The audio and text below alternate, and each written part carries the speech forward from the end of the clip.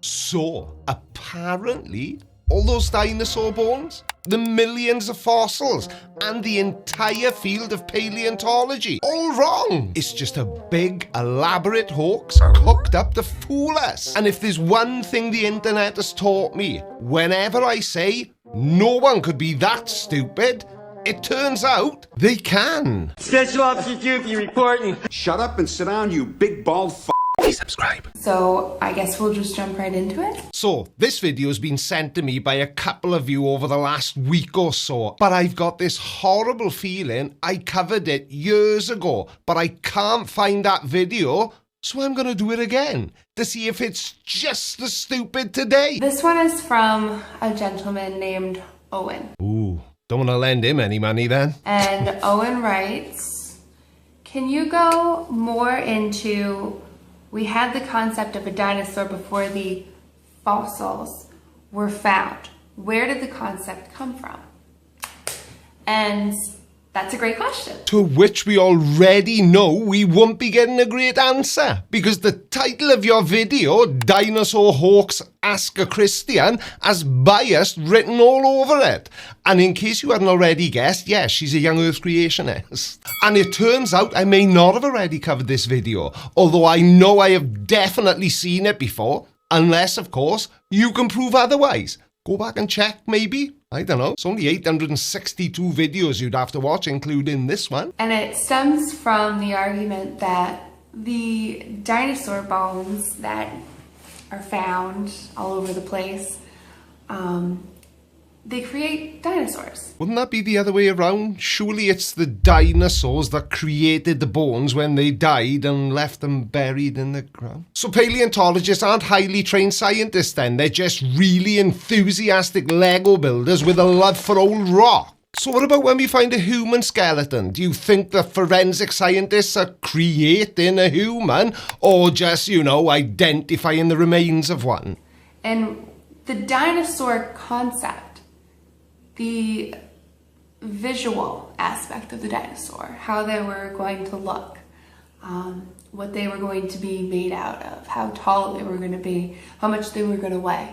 That was all decided in a very long talk by a gentleman by the name of Sir Richard Owen back in 1842. So, according to our little expert here, the idea of a dinosaur was just conjured into existence by Sir Richard Owen before anyone had even picked up a fossil. Owen coined the term dinosauria in 1842, but significant dinosaur fossil discoveries like Megalosaurus and Iguanodon had already been made in the 1820s. Owen's work was a synthesis of existing evidence, not a preconception plucked out of thin air. So, sounds all well and good, right?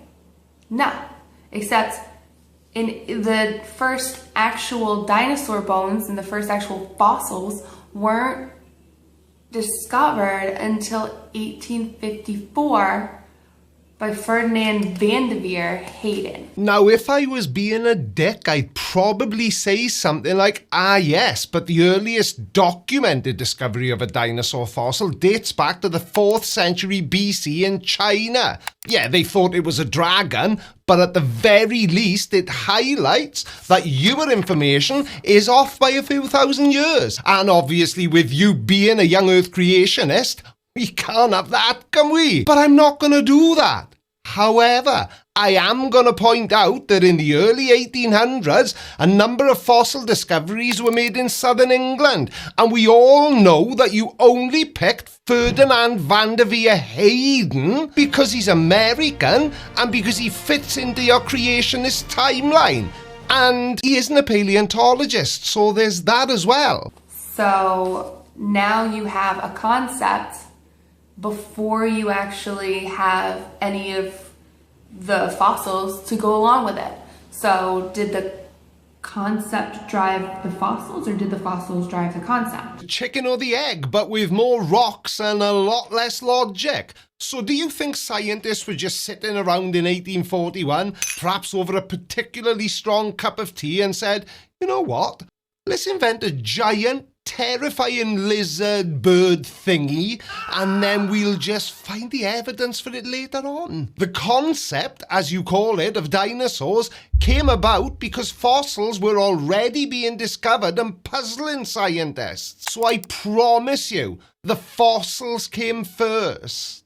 If you're asking me, I'm going to say that the concept drove the fossils. Yeah, of course you are, but you're only saying that because you're a young Earth creationist. So for you to acknowledge anything older than, we'll say, 10,000 years is completely against your core belief system. This one is from Robin, and she writes, even though dinosaurs aren't real, which one is your favorite?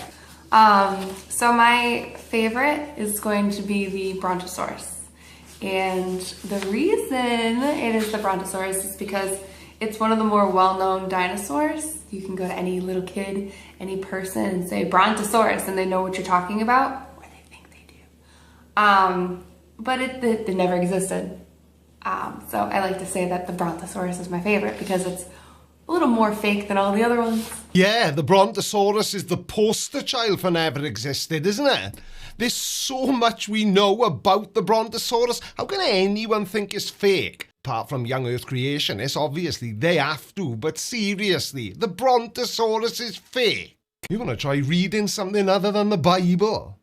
So our next question is from James. This was another one in a private message. So James asks, what is your definition of bone?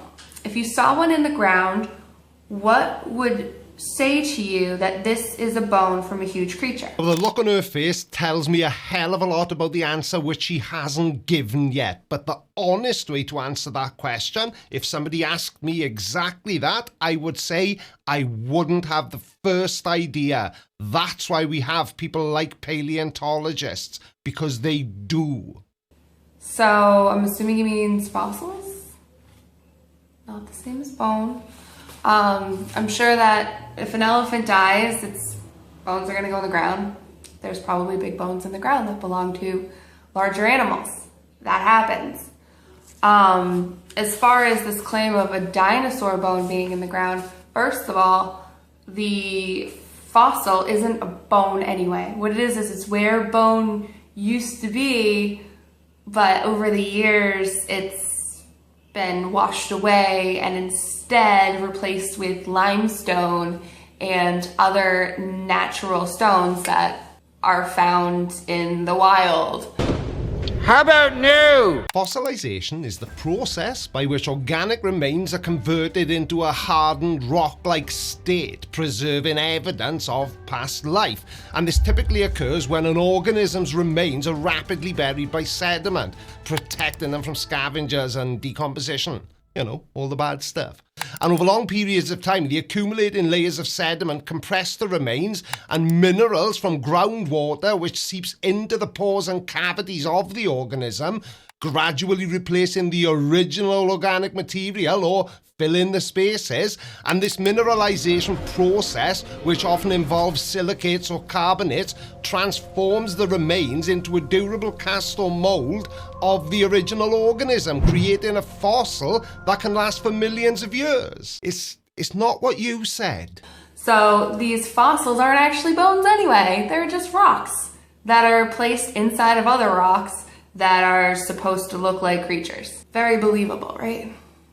Well, I'm glad you've brought up belief. I wasn't going to, but, you know. So answer this. Why is it then that young Earth creationists seem to really struggle to accept the hundreds of years of evidence that shows us for a fact that dinosaurs roamed the earth for hundreds of millions of years, and yet the standard of evidence required to believe in a magical man who lives in the clouds watching over us all is, well, can you see what I'm getting at? So anyway, to answer the question, if I saw a large bone in the ground, I'd say, oh hey, an elephant died here a couple years ago. Yeah, you really didn't need to do that. We can already tell that you haven't got a clue what you're talking about. Next question.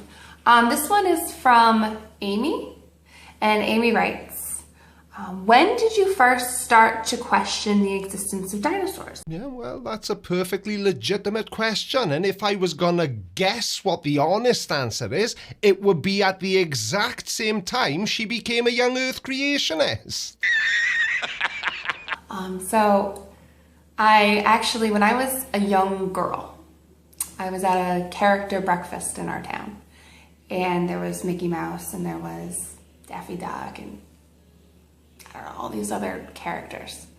And I was at the breakfast and I went to go use the little girls' room and one of the characters was in there changing. And I was like, so Minnie Mouse is actually this lady that I've seen around on the streets before in a costume? Now, I know they say you shouldn't jump in too early, but I think she's about to say that the reason she thinks dinosaurs didn't exist is because she saw a woman in a Minnie Mouse costume. And I'm just trying to save her the embarrassment. And coming early is the story of my life. I once turned up for a meeting of the local premature ejaculation support group a day early. So at that point, I started questioning all of my surroundings. So was it the Minnie Mouse outfit in particular that made you decide dinosaurs are fake, or would the same have applied if it had been, I don't know, Donald Duck or Mickey Mouse even? It wasn't until much later that I had the scientific knowledge. Are you taking a piss? To actually effectively understand that there wasn't such thing as dinosaurs. But that was the very beginning of it for me, you know, because that was when I had been indoctrinated to believe in dinosaurs and believe that the paleontologists were not lying scumbags. Well, I know more lying scumbags who are creationists than I know lying scumbags who are not, but okay. I have no idea what you're talking about. You know what I was talking about. Science. What is it all about? No, I have no clue. Not a doctor. And as for the grand finale of scientific revelations, the profound insight that led this groundbreaking dinosaur hoax theory was witnessing a character's costume change. Because apparently, if Minnie Mouse isn't real in the way a child imagines, then millions of years of geological strata and fossil evidence must also be a collective delusion. And at that point, the naivete of me being a young girl, and I guess it's a beautiful thing, except you're supposed to grow out of that. Which is exactly why I no longer believe in any gods. I grew out of it and started thinking for myself. And I think that that's where me and a lot of atheists and some other people of other faiths don't see eye to eye, is that they're still saying that dinosaurs are real, and I don't know, maybe they still think that the boogeyman's real. Right. I'm completely winging this. Let's just analyse what she just said. We believe that the boogeyman is still real. Which one of us, choose me as one example and her as the other example, believes that some guy chills out up on a cloud watching everything I do? The mountains look like nipples. Well, you can't just call a country nipples. What about Nepal? Ooh, I like that. So tell me again, which one of us believes in a boogeyman? So, in a vain attempt to increase the engagement on my videos, I've done it again. I've left something out. What was the thing I left out of this video and Wednesday's video about CC? It's exactly the same thing and it's been in every video I've ever published. And out of the 566 comments on the CC video currently, one person spotted it. So, let me know what you think in the comment section below and I'll see you all again on Monday. Love you. Bye. You need many years of therapy. Many years of therapy. I got a science joke for you today. What's the difference between an enzyme and a hormone? You can't hear an enzyme.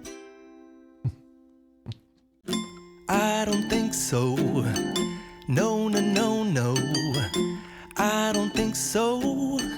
No, no, no, no. It's never, ever,